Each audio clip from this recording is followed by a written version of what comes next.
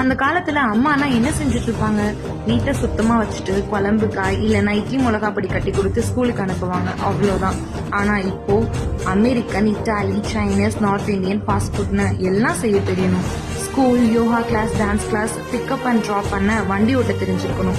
இது வரைக்கும் யாருமே பார்க்காத செய்யாத நெட்டு நோண்டி பசங்களுக்கு ப்ராஜெக்ட் பண்ண தெரிஞ்சிருக்கணும். நம்ம 10ஆவதுல படிச்ச கணக்க 3ஆவது படிக்கிற பையனுக்கு நாம சொல்லிக் கொடுக்க தெரிஞ்சிருக்கணும்.